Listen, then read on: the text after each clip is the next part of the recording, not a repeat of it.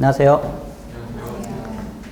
자, 지난 시간에 우리가 이제 그 기본적인 그 내용을 한 3시간에 걸쳐서 정리를 했는데, 오늘은 마지막 시간으로 애플리케이션 보안하고 그 다음에 이 관리 및 법규 파트를 한번 정리를 해보도록 하겠습니다. 자, 먼저 이제 우리가 그 지난 시간에 살펴본 것은 정보 보유의 목표였었고, 그 다음에 암호화, 그 다음에 접근 통제를 봤죠. 그 다음에 시스템 보안하고 네트워크 보안을 일단 살펴봤는데, 지금 다루는 우리가 애플리케이션 보안은요, 이 네트워크 보안 중에 우리가 OSI 7계층 중에서는 7계층, 즉 응용 계층에 관련된 내용을 집중적으로 좀 다루는 내용이 애플리케이션 보안이라고 보시면 됩니다. 그래서 애플리케이션 보안을 보게 되면 애플리케이션, 우리가 줄여서 앱 보안이라고도 얘기를 하는데요. 이 애플리케이션 보안은 주로 우리가 계층상 응용 계층에 관련된 내용을 다루게 됩니다. 그럼 왜 이 애플리케이션 보안을 별도로 이렇게 편성을 하게 됐냐면요.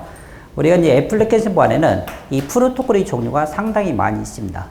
그래서 일본 TCP/IP 책이나 이런 책을 보게 되면은 이제 네트워크 보안에 전체에 이렇게 포함시키기도 하지만은 그 책의 부피를 보게 되면 한 1500페이지 정도 돼요. 그럼 우리가 전체 내용을 다 집어넣기 좀 어렵기 때문에 별도로 이렇게 뺐다는 것만 일단 알려드리고, 아무튼 여기에 나오는 그 프로토콜의 종류가 상당히 많이 있고, 실제 이 응용이라는 말은 우리가 통신을 하다 보면 다양하게 어떤 실제 응용에서 사용을 할 겁니다. 예를 들어서 파일을 전송할 수도 있고, 그 다음에 이메일을 보낼 수도 있고, 그 다음에 전자 상거래를 할 수도 있고 등등 여러 가지 용도로 우리가 통신을 사용하게 되는 거죠. 그래서 응용에 관련된 프로토콜은 상당히 많이 있게 됩니다. 제일 첫 번째 다루는 것은 우리가 FTP를 다룰 거예요. 자, 파일 트랜스퍼 프로토콜입니다. 그 다음에 이거를 간략화시킨 것이 TFTP예요. 이 T는 트리비얼을 얘기합니다. 어떤 사소한 이런 뜻이에요. 트리비얼. 그래서 뭔가 이제 FTP를 좀 간략화시킨 것을 우리가 TFTP라고 보시면 됩니다. 그 다음에 또 세 번째는 익명 FTP를 다루게 될 겁니다. 자, FTP인데 익명이에요. 말 그대로 익명이기 때문에 조금 이제 많은 사람이 이렇게 이제 사용할 수 있게 되는데, 그래서 이제 익명 FTP 중에도 똑같이 익명을 이용해서 사용하는 이 세 가지를 일단 다루게 됩니다. 자, 그 다음에 앨리스와 밥이 이메일을 보낼 때는 이메일 보안이라는 걸 또 별도로 다루게 돼요. 앨리스가 밥 쪽에 메일을 보내면 중간에 이브나 멜로디가 그 내용을 보면 안 되겠죠. 그렇기 때문에 이 이메일 보안도 상당히 중요하게 됩니다. 그래서 그런 내용을 다루는 것이 우리가 이메일 보안이라고 보시면 돼요.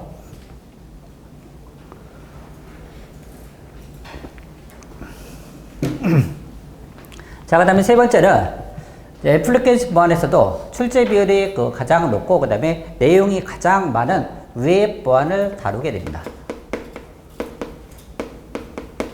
우리가 HTTP나 그 다음에 www 이런 내용이 우리가 웹에 관련된 내용인데, 이런 웹에 관련된 내용을 이제 집중적으로 다루게 되는데요. 여기는 주제가 계속 진화하고 있습니다. 이 진화한다는 얘기는 즉 우리가 이제 웹을 많이 사용을 하는 거죠. 즉 공격 기법이 계속 새로운 것이 등장한다는 얘기예요. 그래서 이제 하루에도 한 20개 이상의 어떤 새로운 공격이 나온다고 얘기를 하는데요. 그런 공격을 이 웹 쪽에서 많이 발생하게 됩니다. 그래서 이때 이제 우리가 많은 공격이 우리가 발생하게 되는데요. 이거를 이제 순위를 매겨요. 순위를 매겨서 한 1등에서부터 10등까지 이런 OWSP 탑 10이라는 것을 우리가 다루게 됩니다. 그래서 가장 많이 발생한 어떤 공격이 뭐고, 그 다음에 이러이러한 것이 있으니까 이제 사용자한테 주의하라, 이런 내용이 나오게 돼요. 그래서 계속 어떤 새로운 공격 기법이 나온다. 우리는 그럼 방어를 해야 되기 때문에 이 내용을 일단 어느 정도 숙지를 하셔야 됩니다. 하루에도 20개씩 발생하는 이 각종 공격을 전부 다 100% 우리가 알 수는 없는 거죠. 다른 공부도 해야 되는데. 그렇지만 이제 그걸 다 모르더라도 원리는 일단 알으셔야 됩니다. 원리를 알게 되면은 그걸 통해서 우리가 이제 그것도 대응도 할 수 있어요. 자, 다음에는 네 번째는 DNS1을 다루겠습니다. DNS1. DNS는 도메인 네임 시스템이어서요. 도메인 네임 시스템. 그래서 이제 이 DNS라는 것은 이 보안에 관련돼서 공격에 많이 이용되는 것 중에 하나가 DNS예요. 우리가 어떤 그 하나의 사례 중에 하나가 네이버.com 하루에도 뭐 핸드폰으로도 들어가기도 하고, 그 다음에 PC로 들어가기도 하고, 뭐 어떤 기본으로 되어 있기 때문에 많이 사용하죠. 네이버.com의 IP 주소 아세요? 그러면 다음 점 내세요. IP 주소 알아요? 모르죠. 하지만 우리가 잘 사용하고 있어요. 친구의 핸드폰 번호 몇 개나 암기하고 계세요? 부모님 핸드폰 번호는 알아요? 그건 알아요? 그것도 뭐 조금 잊어먹을 수도 있어요. 즉, 이 얘기는 우리가 실생활에서 네이버.com 이런 거 등등을 우리가 IP 주소로 서로 이렇게 바꿔주는 게 우리가 DNS가 하는 역할 중에 하나입니다. DNS. 그래서 우리가 어찌 얘기하게 되면은 뭐 휴대폰에 있는 전화번호, 그 다음에 이런 어떤 그 도메인 네임을 IP 주소, 즉 IP 버전 4가 띄우는 4개의 그 숫자로 이렇게 바꿔줘서 실제 접속을 하는 거죠. 즉 우리가 편하게 사용할 수 있는 건 뭐 어떤 거에도 이 DNS가 이제 어찌 보면 우리의 어떤 비서라고 보시면 됩니다. 이 비서의 역할을 하는 DNS의 도움을 받아서 이렇게 접속하는 거죠. 그럼 우리가 이제 그 잘 생각해 보게 되면, 우리가 네이버.com을 딱 때렸는데 네이버 화면과 유사한 어떤 비슷한 화면으로 이렇게 가도록 유도도 할 수 있겠죠. 실제 그런 공격 기법이 많이 발생하게 됩니다. 이 DNS가 실제 그래서 공격에 실제 많이 사용이 돼요. 즉, 리다이렉트라고 얘기를 하게 되는데, 리다이렉트는 내가 어떤 그 명령을 딱 때리는데 원하는 방향으로 안 가고 다른 쪽으로 가는 거야. 공격자가 의도하는 쪽으로 가는 걸 우리가 이런 리다이렉트 현상이 발생한다고 얘기를 하게 됩니다. 대표적으로 DNS가 그런데 공격에 악용이 되는 거예요. DNS 보안. 자, 그 다음에는 데이터베이스 보안입니다. 우리가 데이터베이스 많이 들어보죠? 데이터베이스 관련된 이런 보안. 즉, 이제 자료를 안정적으로 무결하게 일단 유지해야 되는데 그런 정확성, 안정성을 유지하는 것이 데이터베이스 보안이라고 보시면 됩니다. 그래서 데이터베이스의 그 어떤 암호화 기법이라든지 그런 기법을 우리가 다루게 됩니다. 그 다음에는 그 전자상거래.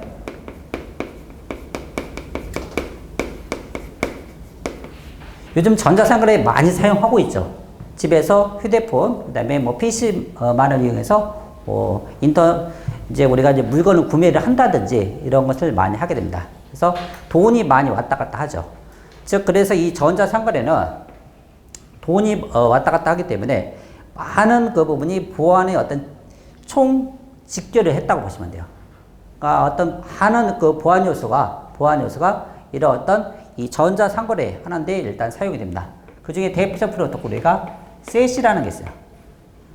비자와 마스터라는 두 개의 그 신용카드 회사가 이 프로토콜을 만들었어요. 셋이라는 프로토콜을 만들어서 전자상거래를 하게 됩니다. 요즘 많이 나오는 이런 전자상거래에 관련된 것도 전부 다 응용이에요. 응용하는 파트고. 자, 그 다음에는 침해 사고를 다루게 됩니다. 침해 사고. 어느 기업에 이제 그 공격자가 침투를 했어요. 침투를 했으면, 대응을 빨리빨리 해줘야 됩니다. 소위 요즘 말로 얘기하면 매뉴얼대로 처리했느냐, 뭐 이런 식이에요. 그러니까 절차대로 딱딱 처리했느냐. 그래서 이제 그 침해 사고에 대응이 7단계 조치라든지 이런 내용을 우리가 다루게 됩니다. 대응이 7단계. 즉 매뉴얼대로 딱딱딱 이렇게 처리해야 돼요. 그 다음에 여기는 침해 사고 관련된 것은 최근에 많이 나오는 것 중에 하나가 이 포렌식이라고 있습니다. 사이버 포렌식. 이 포렌식에 관련 내용이 이 침해 사고에서 대응이 되고 있어요. 요즘 이제 언론에서도 이제 많이 등장을 하고 있어요. 가장 간단한 것 중에 하나는 뭐 이런 것도 있죠. 휴대폰에서 문자 메시지를 지웠어요. 또는 이제 하드디스크에 특정 파일을 지웠다. 전산하는 분들은 다 알죠. 그러니까 예를 들어서 이제 PC에서 어떤 자료를 하나 딱 지웠다고 해서 그게 다 지워진 게 아니죠. 자기한테만 안 보이지만 나중에 어떤 복구 툴을 사용하게 되면 전부 다 알 수가 있어요. 휴대폰도 어때요? 전부 다 알 수 있죠. 휴대폰도 복구를 하게 되면 전부 다 알 수 있습니다. 그래서 이제 한 1, 2년 전에도 뭐 이런 사건도 있었어요. 이제 어떤 이제 둘 사이 어떤 메시지를 주고받는데, 이제 범죄에 사용되는 어떤 메시지였었죠. 근데 그거를 딱 지웠습니다. 자기만 지웠다고 생각했겠죠.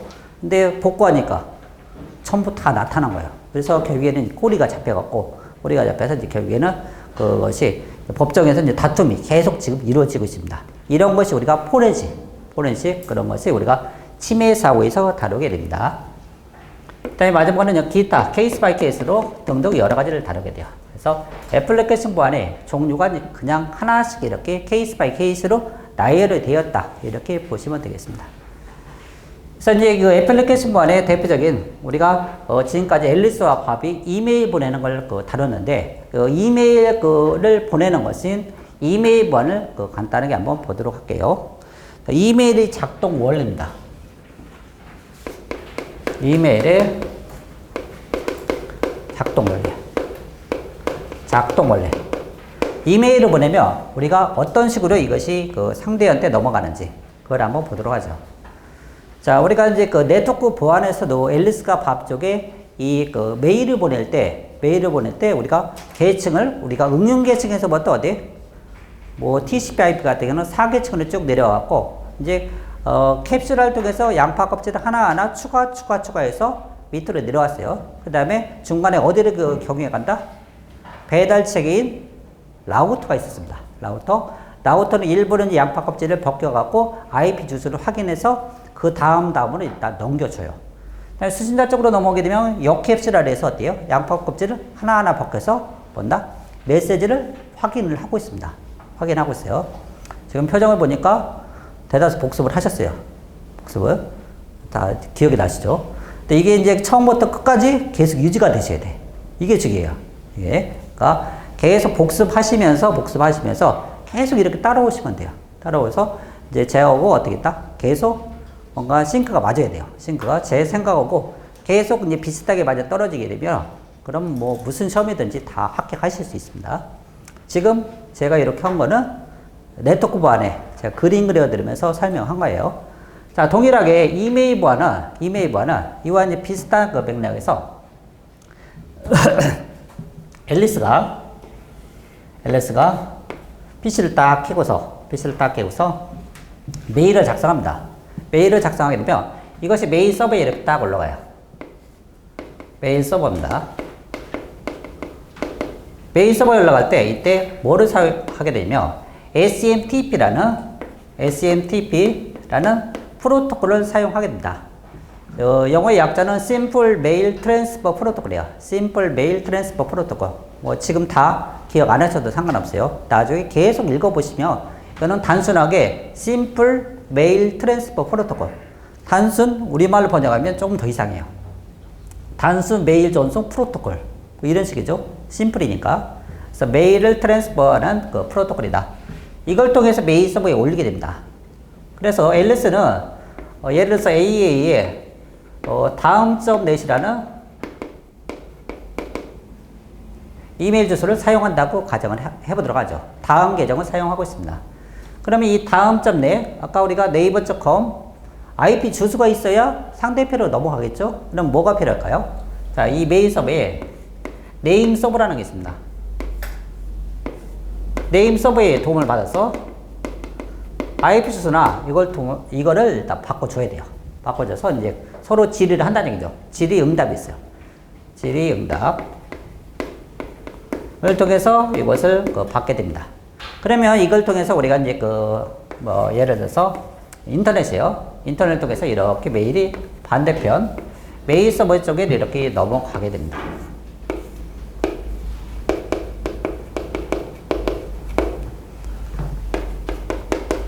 자, 이때 사용되는 프로토콜도 우리가 SMTP라는 게 사용이 되게 됩니다. 그래서 SMTP를 통해서 반대편으로 이렇게 넘어가게 돼요. 그래서 이쪽에 이제 LS는 AA의 골뱅이 다음.net을 사용하는 반면에 이쪽 팝은 PB에 네이버를 사용한다고 가정해 보죠. 이렇게 사용합니다. 그럼 이쪽에 이제 수신자 쪽도 동일하게 이 네임 서버가 있어요.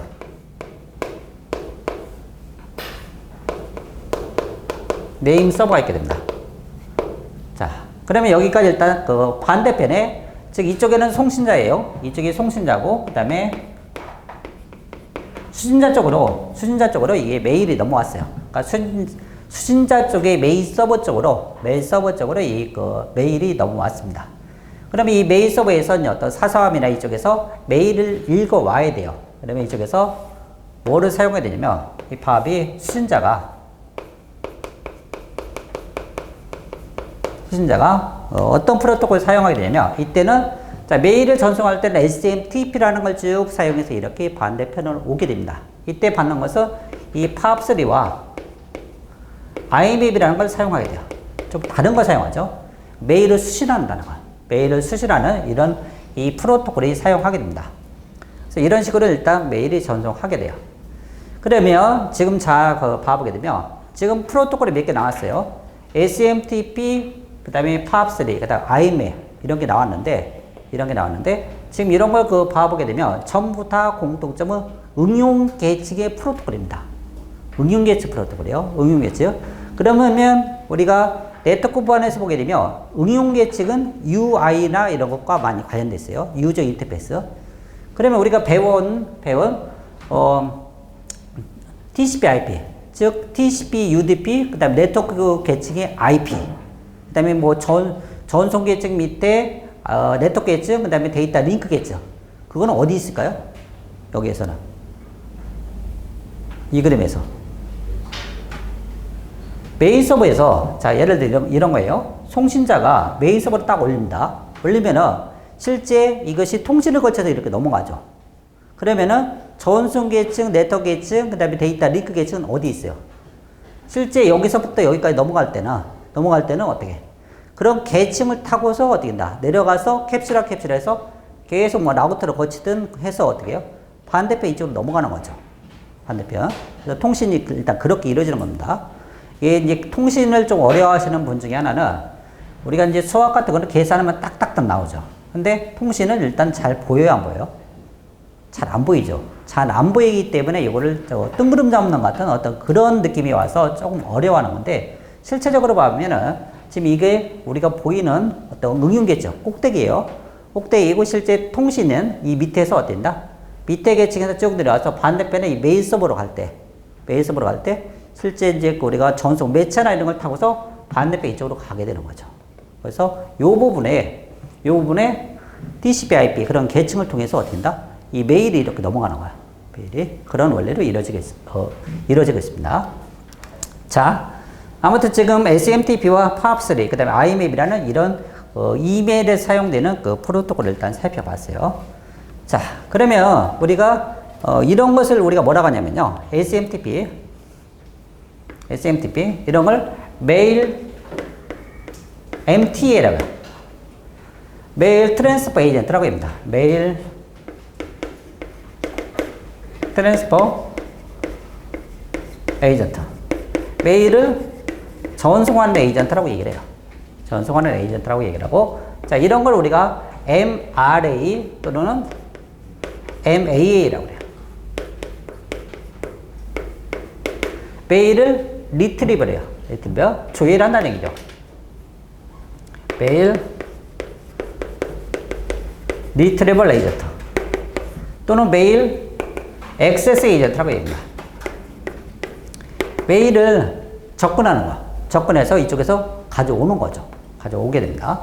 그 다음에 이 A나 B나 LS나 밥은 전부 다, 예를 들어서 그 네이버의 어떤 메일을 작성하는 프로그램, 때로는 이제 그 아웃룩이나 이런 걸 통해서 우리가 메일을 직접 작성을 하게 돼요. 이때 A나 B가 가지고 있는 거를 우리가 뭐라고 하게 되냐면요. MUA라고 합니다. 즉, 메일을 작성하는 프로그램이에요. 이런 것을 메일 유저 에이전트라고 얘기를 합니다. 유저 에이전트. 이런 식으로 일단 이루어지고 있어요. 그래서 세 개의 용어, MTA, MRA, 그 다음에 MUA 이런 게 있다. 자, 이렇게 해서 우리가 이제 반대편으로, 그러면 이제 송신자가 수신자 쪽으로 메일이 왔어요. 그러면 답장을 또 하겠죠? 답장할 때는 이쪽으로 반대로 이렇게 올라갑니다. 반대로. 그러면 메이스업을 올리니까 이때는 뭐 이거 사용할까요? 아니면 이걸 사용할까요? 이걸 사용하겠죠. SMTP를 통해서 이렇게 메일을 작성합니다. 그러면 똑같이 메일 서버에서도 똑같이 SMTP를 통해서 반대편으로 이렇게 넘어가요. 그러면 이때 또 수신할 때는 뭐를 통해서 받는다? POP3하고 뭐 IMAP을 사용하겠죠. POP3, IMAP. 요 둘의 차이는 이 POP3는 약간 조금 이제 구시대요. 조금 약간 이제 그 방법 자체가 조금 약간 올드 스타일. 그에 반해서 IMAP 같은 경우는 요즘의 어떤 대다수 메일을 어떤 확인하는, 즉 이제 항목별로 분류도 할 수 있고, 그다음에 이제 한번 집에서 이제 메일 확인하는 것을 뭐 친구네 집 가서 또 확인한다든지 이런 게 다 가능한데 얘는 또 그런 게 좀 안 됐었어요. 지금 추세에는 조금 안 맞는 거죠. 아무튼 이런 것은 전부 다 메일을 내려받을 때 이것이 사용이 됩니다. POP3, IMAP. 자, 이렇게 봐주시고. 자, 그 다음에 우리가 지금 여기에 보면 SMTP라는 게 있었어요. Simple Mail Transfer 프로토콜이 있습니다. 자, 이거는 암호 조치를 할까요, 안 할까요? 요게 힌트인데, 심플해요. 그래서 얘는 암호 조치를 안 해요. 암호를 안 합니다. 암호 조치를 안 해요. 암호 조치가 없으면 이 이브나 멜로디가 공격을 할까요, 안 할까요? 공격을 하겠죠. 예를 들어서 이제 그 강남이 12시에 만난다고 했을 때는 그 내용을 이브가 전부 다 알 수 있다는 거. 암호 조치가 없기 때문에, 즉 기밀성 서비스가 안 이루어진다는 얘기죠. 그렇기 때문에 이 암호 조치를 할 필요가 있습니다. 보안 조치, 이메일 보안에 나오는 이 암호 조치 하는 것이 우리가 대표적인 세 가지를 다루게 되는데, PEM, 그다음에 PGP, 그다음에 Secure Mail. 자, 이런 것 등등은 실제 우리가 이메일을 암호해서 보내게 됩니다. 암호해서 보내기 때문에 중간에 이브나 멜로디가 이 내용을 알 수는 없어요. 이것이 PEM, PGP, Secure Mail이 이런 게 암호를 하게 된다. 그래서 공격자를 다 보호하는 측면이 있습니다. 자, 이런 거 우리가 다루는 것이 이메일 보안이에요. 이건 이제 그 케이스 바이 케이스로 하나하나 들어가서 살펴보는 것은 뭐 차후의 일이고, 일단 전체 내용을 다 알고 계셔야 돼요. 자, 이런 이메일 작동 원리를 살펴봤고요. 그 다음에 웹 보안을 한번 보도록 하겠습니다.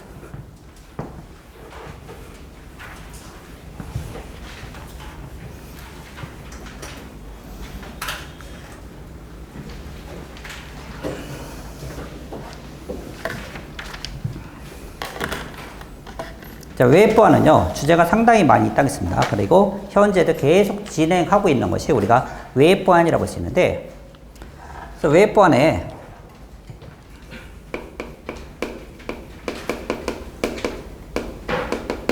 제일 첫 번째 나오는 것이 우리가 이제 알고 계셔야 될 것 중에 하나가 OWASP 탑 10이야.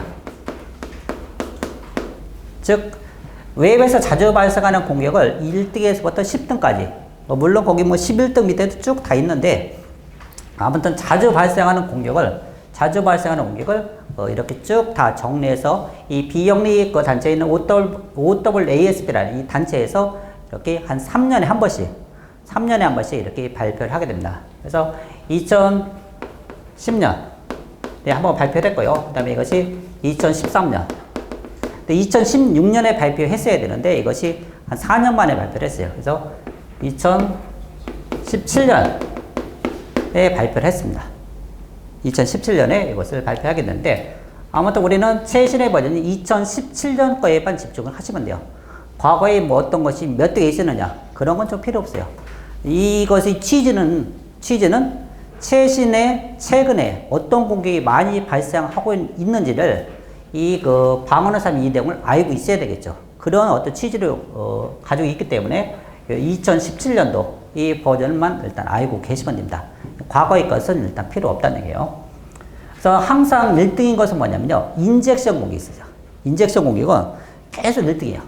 인젝션. 그래서 인젝션 공격의 대표적 가능은 우리가 이 SK 인젝션이라는 걸 한번 보도록 할게요. SK 인젝션입니다. 이 인젝션이란 말은 우리말로 번역하게 되면 뭔가를 주입한다고 그래요. 주입. 뭔가를 주사를 뭐 주입한다든지 뭐 찔러갖고 뭔가를 넣는다든지 이런 걸 우리가 인젝션이라고 얘기를 하죠. 그래서 SK 인젝션. 자, 그러면 인젝션은 종류의 그 중에 하나입니다. 그래서 2017년에 인젝션 1등이 나와. 1등은 인젝션이야. 뭐 커맨드 인젝션, LDAP 인젝션, 뭐 SK 인젝션 이런 종류가 쭉 있는데 아무튼 그 중에 SK 인젝션을 한번 보도록 할게요. 자, 그러면 우리가 웹 번의 그 공격을 보게 되면 가장 많은 공격이 이루어지는 것 중에 하나는 이런 종류입니다. 인젝션인데 뭔가를 주입을 하는 거야. 갖다 집어넣는 거죠. 예를 들어서 우리가 이제 몸에 안 좋은 어떤 것이 몸에 들어오게 되면 어떻게 해요? 어떤 안 좋은 어떤 반응이 일어나고 몸이 아프다든지 뭐 이렇게 할 수 있죠. 똑같이 예를 들어서 이런 인젝션은 가끔 우리가 이제 사극 같은 데 이렇게 쭉 봐보면 이게 성이에요. 이게 성입니다. 이 성에 여기 이제 그 수문이 있어요. 수문이 있는데 여기 이제 그 수문지기가 딱 지키고 있습니다. 그래서 이 수문지기가 이제 들어오는 사람은 이렇게 확인해 봐요. 호흡회를 확인하든 아무튼 여러 가지를 그 통해서 일단 확인을 해 봅니다. 근데 이 중에 한 명이 첩자예요. 첩자란 것은 결국에는 얘가 지금 부안으로 얘기하면 공격자라는 얘기죠. 공격자입니다. 이 공격자가 여기 하나 끼어 있어요. 이쪽에 들어가 있습니다. 그러면 이쪽에 이 수문지기가 잘 이것을 방어를 잘 하면은 괜찮은데 잘 방어를 못해서 이 공격자가 이 안으로 들어왔어요. 그러면 이 공격자가 들어와서 어떻게 할까요? 사극에서 가끔 보면 밤에 몰래 성문을 열어준다든지 아니면 이 성 안에를 뭐 일부를 이제 그 교란을 시킨다든지 몰래 어떤 첩자 활동을 하게 되는 거죠. 그래서 이 그 공격자가 몰래 들어오게 되면 상당히 문제가 발생하게 됩니다. 그러면 여기에서 이 그 특징을 봐보게 되면 이걸 그럼 방어를 하면 어떻게 할까요? 만약에 이 성이 만약에 서버다. 사람 몸으로 얘기하게 되면 사람의 몸이라고 한번 생각해보세요. 사람 몸인데 어떤 바이러스가 들어온 거야. 그러면 감기를 걸린다든지 이렇게 할 겁니다. 똑같이 이 서버라고 생각을 해보게 되면 자, 이 서버가 이 수문지기가 이 그 방어를 잘 못한 거죠. 방어를 잘 못한 겁니다. 방어를 잘 못했으니까 이런 어떤 공격자가 내부로 들어온다는 거야. 그래서 이제 그 입력과 검증이 잘 이루어져야 된다는 거죠. 이 부분의 역할이 상당히 중요해질 수밖에 없어요. 즉 입력과 검증을 해야 돼요. 그러니까 이런 걸 소위 말하냐면 입력과 검증이라고 합니다. 입력과 검증이요. 즉 클라이언트 서버를 들어올 때 그냥 막 받지 말고 그냥 어떻게 검증을 해야 돼요. 검증을 해야 됩니다. 우리가 이제 그 하나의 예가 이런 것도 있어요. 예를 들어서 우리가 네이버에 어떤 정보를 수정을 요구한다. 수정을 예를 들어서 어떤 뭐 지도나 그다음에 가게 정보가 뭔가 틀려요. 틀리기 때문에 이 정보를 수정해야 검색해서 우리 집을 가게를 정확히 찾아올 수가 있습니다. 근데 이 수정 요구를 하는데 이 네이버 쪽에 실행 파일을 바로 보내면 될까요? 안 될까요? 실행 파일을. 나같이 착한 사람이면 괜찮겠지만 내가 만약 공격자다. 실행 파일에 악성 코드가 들어갔다는 보장이 있죠. 그렇죠? 그 당연히 거기에 악성 코드가 들어갈 수 있는 거예요. 그러니까 공격자가 실제 그렇게 공격을 하게 됩니다. 그러니까 그런 어떤 이 그 개발자와 이제 그 사용자가 다르기 때문에 그런 악성 코드를 해서 어떻게 된다? 서버에 올리는 거예요. 올리면은 일단 공격이 발생하는 거죠. SK 인젝션도 그런 식입니다. 원리가 select from where. 우리가 뭔 그 자료를 조회할 때는 select 각종 필드가 나오죠. 테이블. 그다음 where는 조건 체크라는 거야. 이 조건 체크할 때 여기 보면 여기 조건 체크하게 됩니다. 우리가 이제 아이디 패스워드를 입력하고 어느 서버에 진입을 해요. 아이디 패스워드를 입력해서 어느 서버로 들어가서 거기에 그 자기 정보를 조회를 한다든지 자기 정보를 뭔가 수정을 해요. 근데 이때 이제 아이디 패스워드를 맞는지 확인해 보겠죠. 여기서. 근데 이것을 항상 참이게 이렇게 만든다든지 합니다. 항상 참이게 만들어. 항상 참이게 만든다는 것은 우리가 이제 그 가장 간단한 예가 자, 오화 연산이라고 한번 가정 해볼게요. 오화 연산입니다. 오화 연산은 1 값이 75%, 그 다음에 0 값이 25% 발생해요. 그래서 예를 들어서 어떤 값에 여기에 이렇게 오어 현상이 있습니다. 그러면 이쪽에 예를 들어서 1 값이 이렇게 딱 들어가요. 그러면 여기에 이 반대편에 0이든 1이든 상관없이 어떻게 해요? 항상 얘가 뭐가 된다? 여기에는 1이 되는 거죠. 1이 돼요. 그러니까 의도적으로 이런 특수문자를 여기다 갖다 집어넣어요. 특수문자를 집어넣어 갖고서 어떻게 된다? 이게 항상 1이 되게 해요. 1이 되게. 그러니까 이때 특수문자 같은 게 사용됩니다. 우리가 아이디 패스워드 입력할 때 특수문자 사용할 일이 있어요, 없어요? 일반적인 사람은 아이디 패스워드에다가 특수문자 넣는다, 안 넣는다? 넣을 일이 없죠, 그렇죠? 공격자라 이런 걸 하는 거야. 공격자라 이런 거 합니다.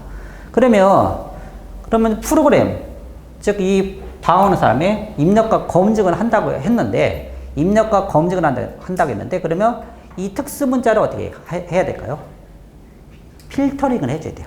그러니까 특수문자가 들어오면 어떻게 된다? 막아버리는 거예요. 그러니까 당신 여기다 왜 아이디 패스워드 자리에다가 특수문자 입력했느냐? 딱 거절해버리면 끝나는 거죠. 근데 그 거절 안 하면 그냥 막 들어오는 거예요. 공격자든 아니든 뭐 다 들어오는 겁니다. 그러니까 이때 이 중요한 것은 이런 필터링이 중요하다는 거. 특수문자를 필터링 해야 합니다. 특수문자를 필터링 하지 않게 되면 어떻게 된다? 다 들어와갖고 막 자기 마음대로 공격도 이렇게 할 수 있어요. 그러니까 이거 상당히 주의해야 되고, 그 다음에 아직도 지금 계속 1등이에요. 지금도 아주 유효한 그 공격이고, 실제 이제 그 조금 규모가 있는 회사 같은 경우는 이런 걸 뭐 체계적으로 잘 코딩해서 이제 걸러내게 되는데, 그걸 못하는 회사도 상당히 많이 있기 때문에 아직도 유효한 공격 중에 하나가 SQL 인젝션입니다. 시험에도 아주 잘 나오고 있고요. 자, 그 다음에는 또 웹 보안에서 아주 이제 그 시험에 자주 나오는 3총사가 있는데, 그 3총사가 SQL 인젝션과 그 다음에 크로스사이트 스크립트요. 그 다음에 CSRF가 있습니다. 이 세 가지 공격은 항상 시험에 자주 등장하고 있기 때문에 잘 알고 있어야 돼요. 세 가지 공통점이 이거예요. 입력과 검증이 제대로 안 이루어지기 때문에 이것이 공격이 발생하게 됩니다. 그래서 이 내용을 한번 보게 되면 공격자가 있어요. 공격자가 있고, 그 다음에 이 취약한 웹 서버가 있습니다. 자, 웹 서버가 있는데 제가 취약하다고 이렇게 표현했는데요. 이 취약하다는 것은 뭐다? 입력과 검증이 제대로 안 이루어지고 있는, 입력과 검증이 제대로 안 이루어지는 서버를 우리가 취약한 웹 서버라고 이렇게 보시면 돼요. 얘는 입력과 검증이 어떻게 된다? 잘 안 한다는 거야. 그러니까 여기서 이제 그 악성 코드, 공격자가 여기다가 악성 코드 업로드를 해요. 악성 코드, 즉 뭐 대다수는 이제 스크립트 같은 형태를 많이 사용하게 되는데요. 이 스크립트, 악성 스크립트 같은 거를 이쪽에 취약한 웹 서버에 일단 올리게 됩니다. 업로드를 해요. 뭐 여러 가지가 있겠지만, 예를 들어서 뭐 게시판 같은 데 올린다든지 뭐 이런 식으로 하게 됩니다. 그러면 이제 그 취약하지 않은 서버 같은 경우는 이걸 다 걸러내는데 그걸 걸러내지 않는다는 거죠. 그래서 사용자가 이 취약한 웹 서버를 일단 게시물을 방문하게 됩니다. 자, 게시물을 방문하는 거. 게시물을 방문한다는 것은 이 서버에 있는 그 서버 쪽에 있는 예를 들어서 뭐 게시판을 뭐 조회를 한다든지 뭐 이런 걸 한다는 거예요. 그러면 이때 이제 그 자기도 모르게 이 악성 코드가 다운로드가 돼요.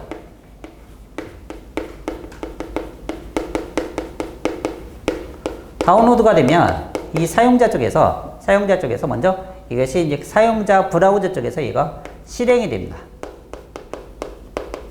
실행이 돼서 이 공격자 쪽에 어떤 이 물건이 넘어가요. 이때 이제 그 네 번째는 쿠키 같은 게 전달됩니다. 쿠키가 전달돼요. 이 쿠키는 자, 이 쿠키라는 것은요, 우리가 그 웹 통신할 때 이 웹에 갖는 특징 중에 하나는요, 얘가 스테이트 리스 프로토콜이에요. 그러니까 상태가 유지가 안 돼요. 상태가 유지 안 되기 때문에 이 상태 유지하기 위해서 사용되는 것이 우리가 쿠키입니다. 이 쿠키의 대표적 하나의 사례는 장바구니 시스템 같은 것이 여기에 해당돼요. 우리가 이제 전자 상거래 같은 걸 하다 보면 어제 이제 내가 10개의 물건을 살라고 하는데 한 8, 9개 샀어요. 근데 한 두 개를 결정 못 했습니다. 결정 못 해서 결국에는 이거를 일괄 결제를 하고 싶은데 결제를 못 했습니다. 그러면 8, 9개를 일단 장바구니 시스템 같은데 넣어 놔야겠죠. 장바구니 같은데 일단 넣어 놔야 됩니다. 장바구니 같은데 넣어 놓고 그 다음날 와서 어떻게 해요? 그다음 추가로 한두 개 더 해서 일단 구매를 하는 거죠.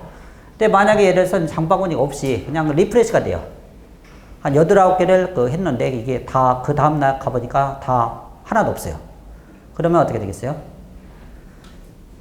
뭐 전화번호도 못 외우는데 8, 9개를 어떻게 다 외워요? 절대 불가능하죠. 그러니까 어떻게 해요? 갑자기 구매 욕구가 팍팍 떨어집니다. 그러니까 이 팔라는 사람은 그래서 어때요? 이 장바구니 시스템이 꼭 필요한 거예요. 이런 것이. 그러니까 이런 쿠키가 그런 데 사용되고요. 일부는 이 쿠키에는 뭐 아이디 패스워드 같은 거, 이런 것 등등의 어떤 정보도 일단 있을 수가 있고, 그 다음에 이제 취약한 경우는 뭐 주민등록번호 같은 거, 이런 것도 여기에 이제 설정 확인하려면요. 설정 확인하려는데 아무튼 쿠키에 이런 것도 들어갈 수 있습니다. 그러면 이쪽에 공격자 쪽에 이쪽으로 딱 넘어가게 되면 이런 쿠키가 공격에 악용이 되는 거예요. 공격에 악용이 됩니다. 악용이 돼서 실제 공격하는 것을 우리가 뭐라 하냐면 크로스사이트 스크립팅. 그러니까 이런 정보가 이 사용자 쪽, 브라우저 쪽에서 이제 공격자 쪽으로 넘어가고 공격자가 뭐다? 저걸 활용하는 겁니다. 저런 걸 활용해서 일단 공격에 악용하는 걸 우리가 크로스사이트 스크립팅이야. 스크립팅. 자, 다음에는 우리가 CSRF는요. 크로스사이트 스크립팅 리퀘스트 요청 포저리요. 리퀘스트 포저리는 어떤 가짜로 뭔가를 요청하는 겁니다. 이런 식입니다. 똑같이 이제 악성 코드 같은 거 없는 데서 취약한 웹 서버가 있습니다. 게시물을 방문하죠. 그 다음에 이것이 이제 다운로드 버튼은 자, 일단은 세션이 뭔가 형성이 되어 있어요. 세션이 일단 이쪽에 사용자는 여기에 접속을 하고 있습니다. 세션이 뭔가 연결되어 있다는 거야. 이 세션 연결되어 있는 것을 이 공격자가 그거를 낚아채는 거야.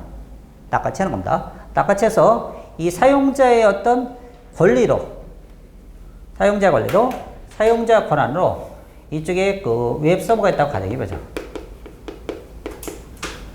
이쪽에 이렇게 요청을 합니다. 이쪽에 예를 들어서 요청을 해요. 이 요청이라는 것은 여러 가지가 있지만 뭐 정보 수정 요청 같은 거, 예를 들어서 비밀번호 수정, 뭐 회원 탈퇴, 이런 것 등등이 발생할 수 있는데요. 이제 요청이 여기서 말하는 요청은 거짓 요청이죠. 거짓 요청이라는 것은 왜 거짓 요청이라고 표현하게 되냐면요. 자, 이 사용자가 요구하는 요청사항이 아니에요. 요청사항은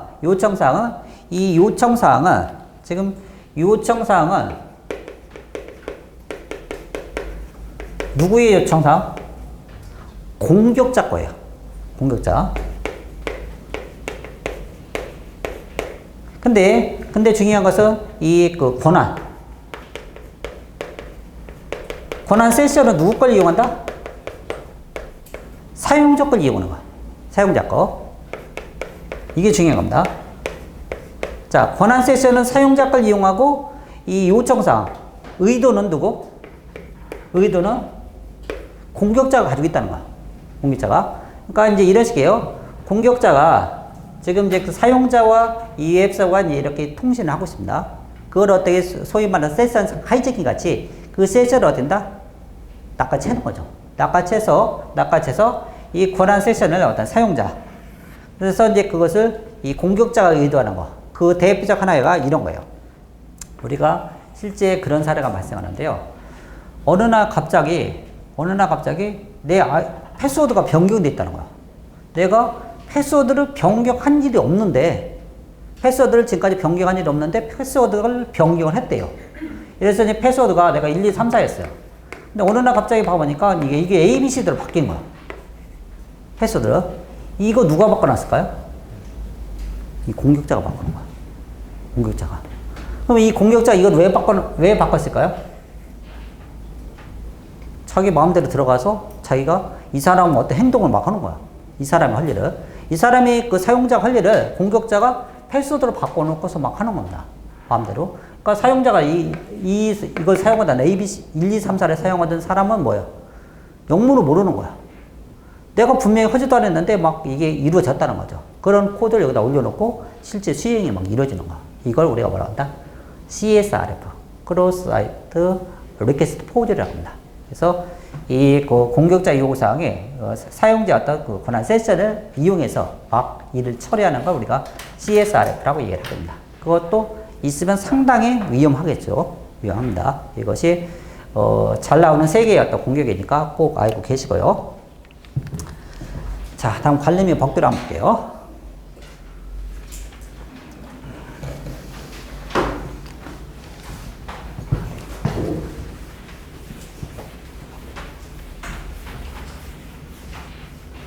보완하면 재밌겠죠, 그죠? 다 이렇게 하는 거예요, 그죠? 뭐, 어차피 이제 그 전산을 하시는 분이 보완을 하지 않고서는 이제 무슨 일을 하더라도 좀 장애가 발생할 겁니다. 그러니까 즉, 군대 말라가게 되면 피할 수 없는 것은 어떻게 된다? 즐기셔야 돼요. 그러니까 내가 이거를 좋아해야 됩니다. 시험도 잘 보고, 그 다음에 이제 각종 이제 자기 커리어를 위해서라도 하시는 게 좋아요. 자, 그 다음에 관리 및 복귀를 볼게요.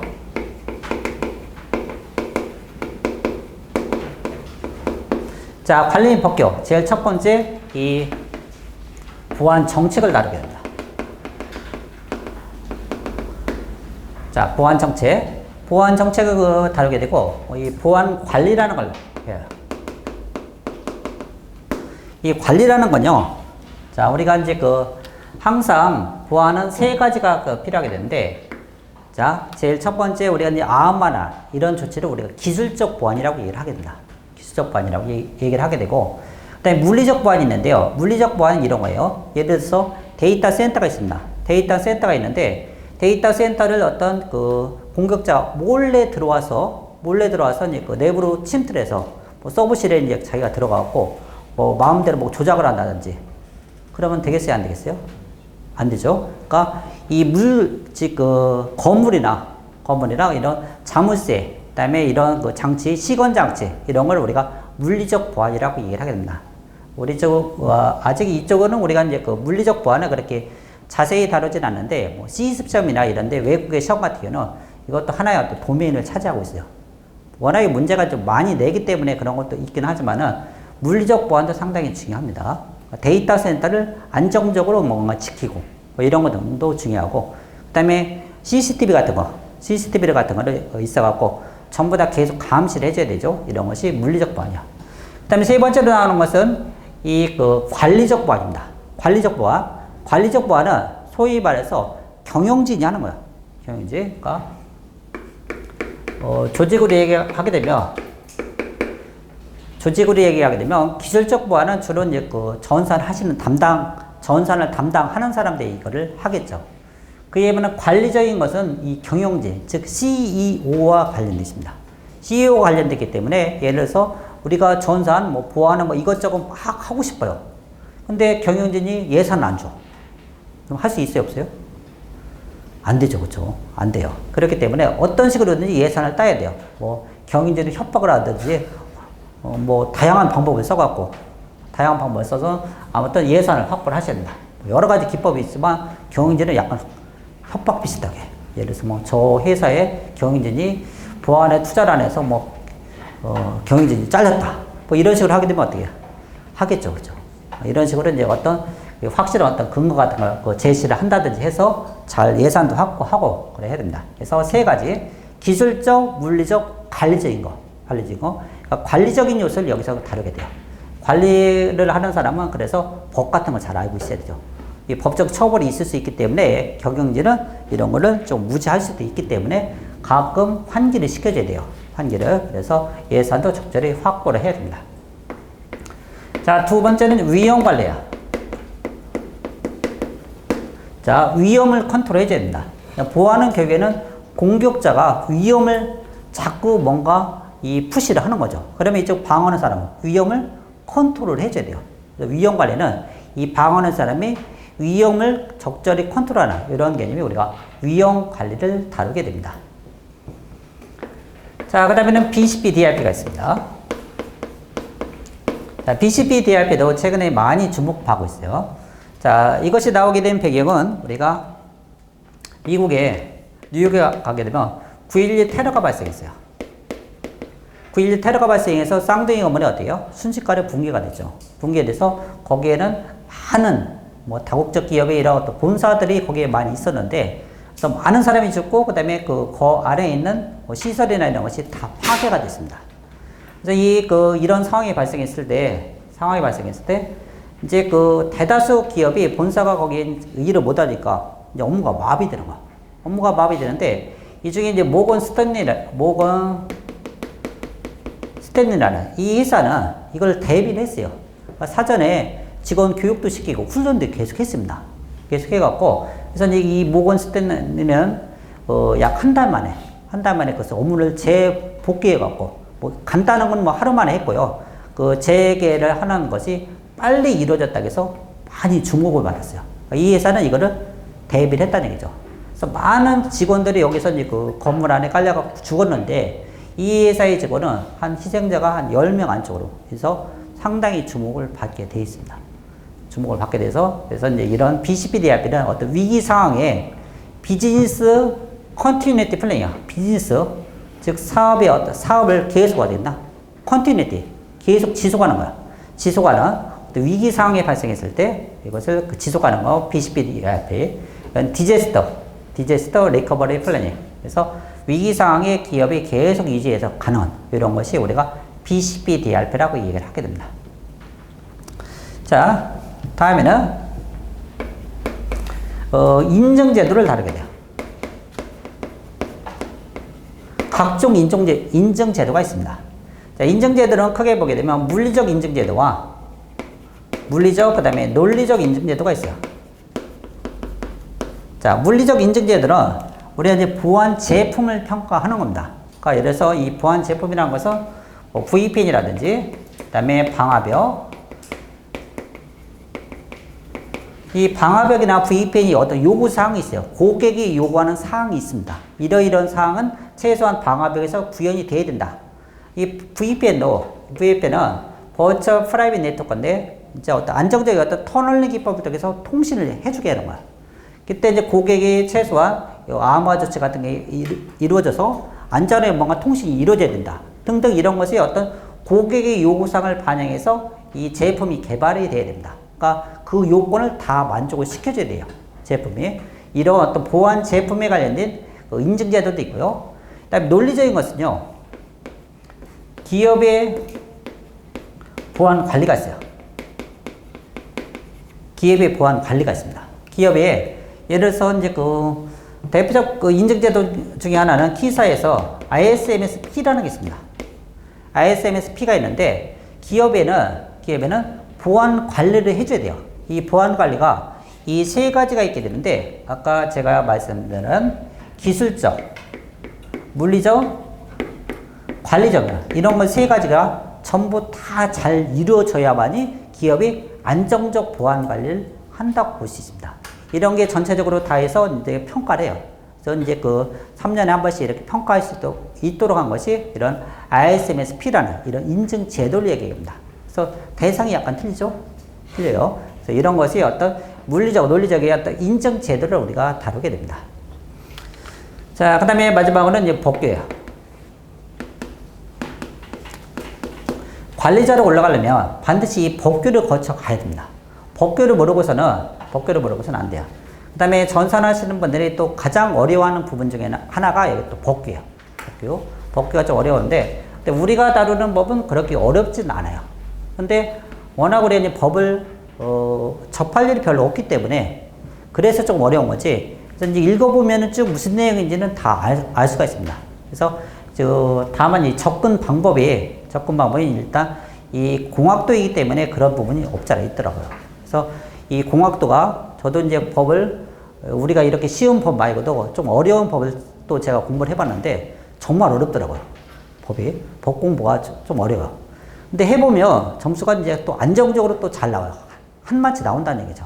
그래서 어떤 좀 어려운 사람이 그 입장에서 제가 이해를 시켜드리니까 그에 따라 그냥 가시면 돼요. 그러니까 이제 점수 따기도 가장 좋고, 그 다음에 하고 나면은 모르는 사람은 법규는 전부 다 암기해야 된다고 얘기해요. 이제 법이 이제 몇 가지 있지만은 이게 그 페이지가 만만치 않아요. 그걸 전부 다 암기한다는 건 말이 안 되는 거야. 이걸 그 맞추기 위해서 그냥 이해하시는 거야. 이해하시고 그냥 꼭 필요한 거는 조금 일부는 암기하지만은 전부 다 암긴다는 건 이건 아니에요. 그러니까 이해하는 겁니다. 이해하는 거야. 다만 접근을 어떻게 하느냐, 그거를 제가 로드맵을 제시하니까 저 따라 그냥 오시면 돼요. 그래서 이제 법규 이런 식으로 해서 관리 및 법규가 이런 것을 다루게 돼요. 여기가 페이지가 좀 상당히 많이 있죠. 자, 이 중에 이제 또 가장 중요한 것 중에 하나 위험 관련인데, 위험 분석 방법을 한번 보도록 할게요. 이 중에 위험 분석 방법을 한번 보도록 하겠습니다.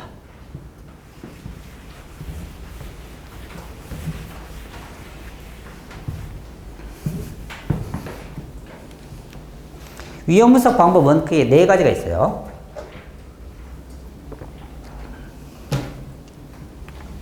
자, 위험 분석을 하는 방법입니다. 어느 그 기업에서 위험 분석을 하는 방법, 그 네 가지 있겠는데, 기업마다 돈을 많이 가지고 있는 회사가 있는 반면에 돈이 적은 회사도 있어요. 그러니까 기업의 상황이 다 틀리겠죠. 다 틀린데 그래도 이제 그 위험 관리는 해줘야 됩니다. 회사의 규모에 맞게 자기에 맞는 어떤 위험 분석의 방법론이 있어야 돼요. 제일 첫 번째, 기준선 접근법이 있습니다. 뭐 기준 접근법 때는 기준선 접근법이라고 얘기를 하게 되는데요. 얘는 베이스라인 어프로치라고 얘기를 합니다. 베이스라인 어프로치는, 자, 우리가 이제 가장 간단한 형태로, 자, 어느 회사가, 즉, 예를 들어서 보안의 어떤 표준을 이루는 뭐 ISO 시리즈라든지, 예를 들어서 이제 휴대폰은 세계 휴대폰 만드는 1등의 회사가 어디예요? 애플이에요? 우리나라 사람이니까 삼성이라고 얘기해야죠. 그죠? 삼성이 현재 점유율이 1등이잖아요. 그렇죠? 지금 중국이 열심히 막 추격해 오고 막 이렇게 하고 있습니다. 아무튼 그러면 이제 어떤 대표 기업, 가장 잘 하는 회사를 한마디로 이제 베스트 프랙티스를 딱 갖다 놓고 그 회사 우리 회사를 비교해봐요. 체크리스트. 그래서 갭 분석을 해봅니다. 자, 저 회사에서는 이러이러한 걸 다 하는데 우리 회사는 꼭 필요하다는 몇 가지가 이렇게 이루어지고 있구나. 비교를 해보는 거예요. 비교해봐서 이 차이를 알아보는 겁니다. 차이를 알아봐요. 그러니까 어떤 페이퍼를 이제 분석을 해보는 거죠. 그래서 일반적으로 기업의 규모가 좀 적은데 이런 기준선 접근법을 사용하게 돼요. 자, 그 다음에 비정형 접근법이 있습니다. 자, 영어로는 informal이에요. informal. 비공식적, 형식적인 건데요. 얘는 전문가를 활용해요. 이제 보안 쪽에 아주 유명한 그런 사람들을 데려다 놓고서 이제 딱 평가를 하는 겁니다. 평가를 해서 이제 아까 이 직관력, 이런 걸 통해서 이제 활용해서 이제 위험 분석을 하는 이런 방법을 우리가 비정형, informal이라고 얘기를 하죠. 이제 일본 델파이 이런 용어 들어보셨을 거예요. 델파이 기법. 그런 거 생각해 보시면 돼요. 델파이, 즉, 전문가를 활용한다. 자, 그 다음에 상세 위험 분석이 있습니다. 상세 위험 분석.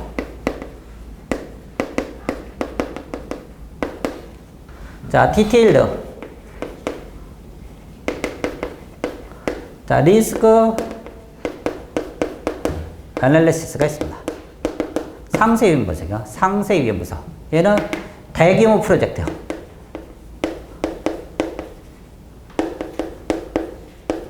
상세한 과정을 거쳐가요. 그러니까 위험 분석을 아주 디테일하게요. 그러니까 이제 어찌 보면 국가의 어떤 대형 프로젝트를 한번 시행한다고 가정해보죠. 그러면 어마어마한 예산이 투입될 수가 있습니다. 그러면 거기에는 위험 분석을 대충대충 하면 되겠어요? 안 되겠어요? 안 되죠. 그러니까 확실하게 뭔가를 딱딱딱 하고서 어떤 위험을 제거하고 그 다음에 어떤 위험 요인을 일단 제거를 하면서 프로젝트가 진행이 돼야 돼요. 이런 걸 우리가 상세 위험 분석이라고 하게 됩니다. 그러면 당연히 규모가 큰 회사에서 이런 걸 하겠죠. 자, 그 다음에 통합된 접근법이 있습니다. 통합된 접근법. 이걸 이것저것 섞어서 해요. 그래서 얘는 컴바인드로. 컴바인드 그 어프로치. 통합된 접근법. 그래서 얘는 상세 위험 분석. 상세 위험 분석과 그 다음에 기준선 접근법 같은 걸 같이 사용한다. 그래서 이제 그 상세 위험 분석은요, 고위험군에서. 자, 고위험군. 위험, 즉, 고위험군에 대해서는 상세 위험 분석을 시행하게 되고, 그 다음에 기타에 대해서는 가볍게 기준선 접근법을 사용하게 된다. 이것을 어떻게 된다? 컴바인드, 섞었다는 거. 섞어서 같이 적절히 사용하는 것을 통합된 접근법이라고 얘기하게 됩니다. 그래서 기업의 규모에 따라서 이런 식으로 4가지 기법을 사용해서 위험 분석을 하게 됩니다. 그래서 기준선 접근법, 그 다음에 비정형 접근법, 그 다음에 상세 위험 분석, 그 다음에 통합된 접근법. 자, 다음은 법규를 한번 보도록 할게요.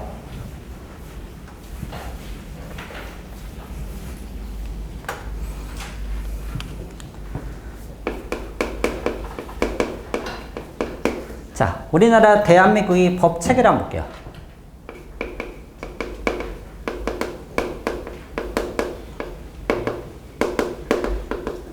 대한민국의 그 법 체계를 보게 되면 제상위에 뭐가 있어요?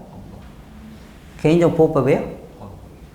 그렇죠. 헌법 있죠, 헌법. 헌법은 마음대로 바꿀 수 있어요, 없어요? 못 바꿨죠. 일본이 헌법을 바꾸려고 지금 그 아로 시작하는 양반이 지금 난리를 피고 있죠. 막 우리나라 뭐 수출을 규제한다는 등 뭐 등등을 하면서 이제 전쟁을 하고 싶으니까 우리나라를 들어가서 이제 싸우고 싶은데 전쟁을 못하게 자꾸 막으니까 어떻게 헌법을 바꾸고 싶어요. 바꾸고 싶어 하는데 그게 또 잘 안 되니까 좀 어려워하죠. 아무튼 이런 것이 헌법이야. 함부로 바꿀 수 있다 없다? 한 나라의 헌법은 마음대로 못 바꿔요. 그렇죠? 우리나라 헌법도 어떻게 국민의 동의가 있어야 되는 거야. 동의가 있어서 바꾸게 됩니다. 그 다음에 법률이에요. 그 다음에 우리가 시행령. 그 다음에 시행규칙이 있습니다. 그 다음에는 그 각종 고시사항이 있어요.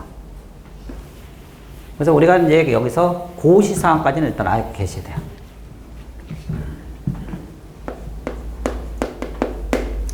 그래서 우리가 이제 이 헌법을 우리가 상위법이라고 얘기를 하고요. 그 다음에 밑으로 가서 이제 하위법이라고 얘기를 하게 됩니다. 뭐 고등학교 책에 이제 상위법 우선법칙, 뭐 특별법 우선법칙 이런 얘기는 좀 들어보셨죠?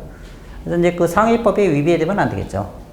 자, 그래서 지금 여기 보면 헌법, 그 다음에 이 법률은 어디서 만드냐면 국회에서 만들죠. 네. 그 다음에 시행령은 어디서 만들어요? 얘는 시행령은 이 대통령이에요. 대통령이 이 법률에 준해서 시행령을 만들게 됩니다. 그 다음에 시행규칙은 각부 장관. 각부 장관이라는 것은 이 뭐 법무부 장관, 그 다음에 행정안전부 장관, 이런 사람들 우리가 각부 장관이라고 얘기를 하게 됩니다. 자, 그 다음에 이 고시는 행정기관에서요. 고시는 행정기관에서 합니다. 뭐 예를 들어서 방송통신위원회라든지, 그 다음에 기타 뭐 이제 일부는 뭐 과학기술정보통신부 이런 데서 일단 고시사항을 만들어요. 그러면 우리는 여기서 이제 집중하셔야 될 것 중에 하나가 법률 시행령. 이 시행규칙은 크게 의미가 없어요. 크게 의미가 없고, 이 고시사항이 약간은 기술적인 내용이 좀 들어가요. 기술적 내용이 들어가고, 그렇기 때문에 여기서 우리가 이 보안에 관련된 우리가 전사를 하는 분들이 조금 익히 좀 알아야 될 그런 내용이 여기 좀 들어가게 됩니다. 그래서 이제 그 내부 관리 계획 같은 걸 만드는데 어떤 식으로 만들어야 되냐. 그런 내용이 여기에 서술되어 있어요. 자, 그래서 법률에는 우리가 이제 이 법률을 보려면 자, 법제처가 있습니다. 법제처는 law.go.kr 있어요. 법제처라고 하는데요. 여기에 들어가면 요즘은 참 잘 되어 있어요. 그러니까 이것이 시스템 구성이 참 잘 되어 있어서요. law.go.kr 들어가면 이 내용을 전부 다 검색이 가능해요. 그리고 아래 한글이나 그다음에 각종 문서로 얘를 다운로드 할 수 있어요. 자기가 편집해서 막 사용할 수 있다는 얘기죠. 이제 우리가 보안 서적 같은 거를 볼 때 내가 어떤 서적을 골라야 되는지 이런 거 등등을 볼 때는 여러 가지가 있지만 그 중에 하나가 힌트 중에 하나는 제가 말씀드릴 수 있는 것은 뭐냐면요. 가끔 우리가 이제 제일 뒷부분을 한번 봐보시면 제일 뒷부분을 봐보면 이제 법률사항이 1항부터 쭉 그냥 날리는 그런 어떤 교재가 있습니다. 그런 거는 각자 피하시면 돼요. 이거는 내가 직접 할 수도 있어요. 독자가 직접 할 수도 있다는 얘기야. 그러니까 이제 다운로드해서 아래 한 거를 그냥 갖다 집어넣은 거야. 근데 그거를 해석해서 정리하면 좀 틀려지는 거야. 그러니까 좀 정성이 들어갔다는 얘기죠. 보안서적을 고를 때 그런 식으로 참고하시면 돼요. 시중에 나와 있는 수험서가 그런 식으로 되어 있는 건 피하라는 얘기야. 두 번째는 최근 보안서적 고를 때 두 번째는 최근 어떤 인증제도라든지 그다음에 공격기법 이런 것이 다 반영이 되는지 그 중에 하나가 인증기법 중에 하나는 ISMS-P가 전년도 2018년도 11월 7일 날 바꿨거든요. 바뀐 지가 좀 됐어요. 근데 이런 것이 반영이 안 됐다. 그러면은 그 저자는 최근의 트렌드를 모르고 있다는 거야. 그리고 최근에는 또 블록체인이나 이런 것이 시험에 계속 나와요. 근데 그런 게 시험에 교재에 반영이 안 됐다는 것은 최근 트렌드를 못 따라가고 있다는 거야. 그런 걸 참고하시면 되고 아무튼 이 법제처에 들어가게 되면 이 법제처에는 그걸 다운로드해서 일단 볼 수 있는데 여기에 이제 사용하기 좋은 기법 중에 하나 이런 게 있어요. 3단 보기. 이 3단 보기는 이 세 개를 한 번에 다 보는 거야. 묶어서. 왜 이게 필요하냐면요. 이 법률은 국회의원이 가끔 이제 이 사람들 일을 잘 안 하죠. 그러니까 법 개정이 상당히 늦어요. 그러다 보니까 아주 어찌 보면 약간 추상적인 내용. 그다음에 이쪽은 약간 디테일한 내용은 밑으로 갈수록 디테일한 내용이 들어가게 됩니다. 그래서 이 시행령 같은 경우는 자주 변경되는 거. 이것도 어떻게? 좀 자주 변경되는 것들이 여기에 있어요. 그러니까 이걸 같이 묶어서 보셔야 돼요. 그 다음에 또 봐야 될 것 중에 하나가 신구 대비. 이것도 꼭 필요합니다. 왜냐하면 법은 계속 바뀌어가요. 우리가 공부하는 법은 계속 바뀌어가는 법입니다. 근데 이 내용을 모르고 있다. 그것도 안 돼요. 그래서 항상 이게 지금 제가 이렇게 강의하고서도 그 이후에도 계속 변경이 된다는 거. 물론 제가 카페에 올려드리긴 하지만은 이것도 이제 관심을 좀 계속 가지고 계셔야 돼요. 그래서 요거는 꼭 필요합니다. 사이트에 들어가면 다 볼 수 있어요. 다운로드도 전부 다 가능합니다. 그래서 이제 여러 가지 법이 있겠지만 한 세 가지 법이 대표적으로 이제 나오게 되는데 제일 첫 번째 정보통신망법이 있습니다. 그 다음에 이전에는 개인정보보호법이 있어요. 개인정보보호법. 그 다음에 이제 정보통신기반보호법이 있어요. 정보통신기반보호법. 기타 등등 법도 이제 추가적으로 쭉 다 있습니다. 근데 이제 여기 이제 주관부서가 이제 개인정보보호법 같은 경우는요, 행정안전부에서 주관하고 있어요.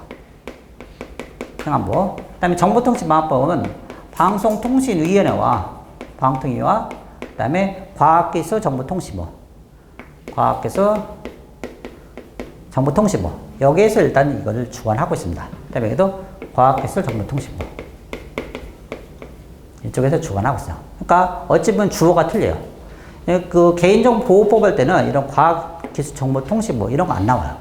주어가 전부 다 행정안전부예요. 주어가. 그래서 이런 걸 일단 기본적으로 헷갈리지 하시면 안 되고, 그 다음에 제가 이제 법을 쭉 정리하면서 하나하나 일단 디테일을 일단 잡아 드릴 거예요. 그러면 그 로드맵에 따라 쭉 가시면 됩니다.